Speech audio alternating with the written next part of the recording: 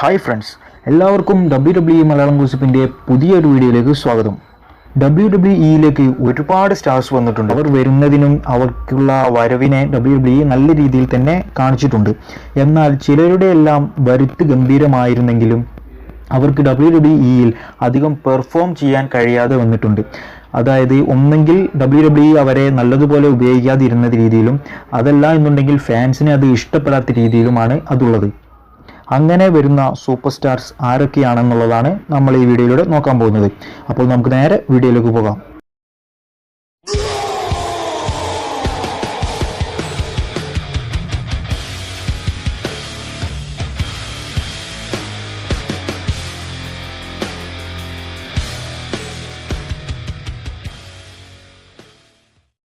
നിങ്ങൾ ഇതുവരെ ഈ ചാനൽ സബ്സ്ക്രൈബ് ചെയ്തിട്ടില്ലെങ്കിൽ ഉടനെ തന്നെ സബ്സ്ക്രൈബ് ചെയ്യുക. തൊട്ടടുത്തുള്ള ബെല്ലൈക്കണും കൂടി ക്ലിക്ക് ചെയ്താൽ ഇതുപോലെയുള്ള പുതിയ വീഡിയോകൾ ഉടനെ തന്നെ നിങ്ങളുടെ മൊബൈലിലേക്ക് നോട്ടിഫിക്കേഷനായി ലഭിക്കുന്നതാണ്. നമ്മൾ ആദ്യമായി തന്നെ നോക്കാൻ പോകുന്ന സൂപ്പർ സ്റ്റാർ ടെൻസായി ആണ്. ദി ലോർഡ് ടെൻസായി എന്നുള്ള പേരിൽ അദ്ദേഹം WWE കടന്നു വന്ന സീൻ നമുക്കെല്ലാവർക്കും ഓർമ്മയുണ്ടാകും. WWE നല്ലൊരു പുഷ് തന്നെയാണ് ഈ ടെൻസായി എന്നുള്ള റെസ്ലർക്ക് കൊടുത്തത്. 2012 റോയിൽ പുഷ്പം പോലെയാണ് അദ്ദേഹം ജോൺസിനെ എല്ലാം തന്നെ തോൽപ്പിച്ചത്. കുറച്ചു കാലം മാത്രമേ WWE ഉണ്ടായിരുന്നുള്ളൂ എങ്കിലും അദ്ദേഹത്തെയും അദ്ദേഹത്തിൻ്റെ മാനേജറായിരുന്ന സക്കമോട്ടോയെയും നമുക്കാർക്കും മറക്കാൻ കഴിയില്ല. പക്ഷേ WWE റെഗുലർ ഫാൻസിനൊന്നും തന്നെ ഈ ഒരു അദ്ദേഹത്തിൻ്റെ ടെൻസായി എന്നുള്ള ആ ഒരു ഗിമ്മിക്കിനോട് തീരെ താല്പര്യമില്ലായിരുന്നു. അതിനുള്ള പ്രധാന കാരണം എന്താണെന്ന് വെച്ചാൽ ഈ ടെൻസായി എന്നുള്ള റോൾ ചെയ്യുന്ന അദ്ദേഹം തന്നെ വർഷങ്ങൾക്ക് മുമ്പ് WWE ആൽബർട്ട് എന്നുള്ള റോളും അതിനു മുമ്പ് WWE തന്നെ എ ട്രെയിൻ എന്നുള്ള റോളും ചെയ്തിട്ടുണ്ട്. ഇതൊന്നും ഫാൻസിനെ അങ്ങനെ മറക്കാൻ കഴിയുന്നൊരു കാര്യമല്ല.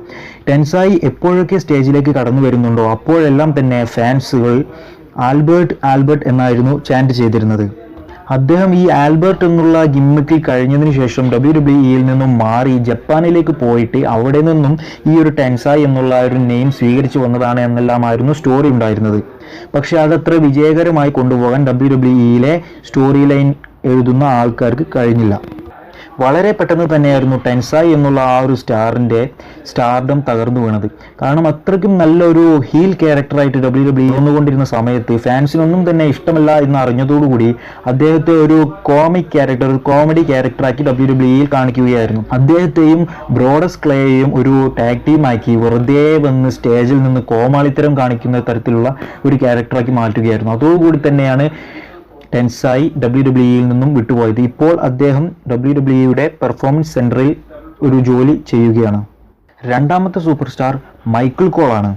2010 NXT നിന്നും ഡാനിയൽ ബ്രയാൻ WWE കടന്നു വന്നത് മൈക്കിൾ കോളിന് തീരെ ഇഷ്ടപ്പെട്ടിട്ടില്ല. മൈക്കിൾ കോൾ കാരണം ഒരു മിസിന്റെ ഫാനായിരുന്നു. ഈ മിസിനെതിരെ ആയിരുന്നു ഡാനിയൽ ബ്രയാൻ WWE കടന്നു വന്നത്.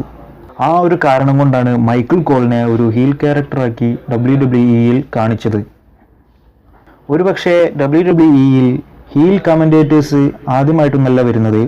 ഇതിനു മുമ്പേയും വന്നിട്ടുണ്ട്. ജെറി ലോലർ, പോൾ ഹെയ്മാൻ എന്നിവരെല്ലാം അതിന് ഉദാഹരണങ്ങളാണ്. പക്ഷേ ഒരു കോമാളിത്തരം കാണിച്ചിട്ടുള്ള ഒരു ഹീൽ ക്യാരക്ടറായിരുന്നു മൈക്കിൾ കോളിന് ഉണ്ടായിരുന്നത്. അത് വളരെയധികം ഫാൻസിനെല്ലാം തന്നെ ദേഷ്യം പിടിപ്പിച്ചിരുന്നു. അദ്ദേഹത്തിൻ്റെ ഒരു മാച്ചും തന്നെ ഫാൻസിന് അത്രയ്ക്ക് ഇഷ്ടമില്ലാത്തതായിരുന്നു. കാരണം അദ്ദേഹത്തിൻ്റെ മാച്ചുകളൊന്നും തന്നെ അത്രയ്ക്ക് പെർഫെക്റ്റ് അല്ലായിരുന്നു. മൈക്കിൾ കോൾ അതിനുശേഷം ജെറി ലോളറുമായിട്ട് ഒരു ഫ്യൂഡ് വെക്കുകയും റെസ്ൽമേനിയ 27 അദ്ദേഹം ഒരു ഡിസ്ക്വാളിഫിക്കേഷൻ മുഖേന ആ മാച്ച് വിൻ ചെയ്യുകയും ചെയ്തു. അത് വിജയിച്ചതിന് ശേഷം അദ്ദേഹത്തിൻ്റെ റെസ്ൽമേനിയ സ്ട്രീക്കാണ് 1-0 തൻ്റെ സ്ട്രീക്കാണ് തുടങ്ങിയത് എന്നൊക്കെയായിരുന്നു അദ്ദേഹം അന്ന് പറഞ്ഞിട്ടുണ്ടായിരുന്നത്. പക്ഷേ WWE ഫാൻസിന് ഇത് ഇഷ്ടമല്ലാത്തത് കാരണം WWE ഇത് വീണ്ടും കൊണ്ടു നടന്നില്ല. അടുത്തത് മൂന്നാമത്തെ സൂപ്പർ സ്റ്റാർ ബാറ്റിസ്റ്റയാണ്. 2013 സ്ലാമി അവാർഡ്സിലായിരുന്നു WWE പ്രഖ്യാപിച്ചത് ബാറ്റിസ്റ്റ ദി ആനിമൽ തിരിച്ചു വരുന്നുണ്ട് WWE എന്നുള്ളത്. 4 വർഷത്തിന് ശേഷം WWE തിരിച്ചു വരുന്ന ബാറ്റിസ്റ്റയ്ക്ക് നല്ല ഒരു സ്റ്റോറി ലൈൻ തന്നെയായിരുന്നു WWE കണ്ടുവച്ചത്.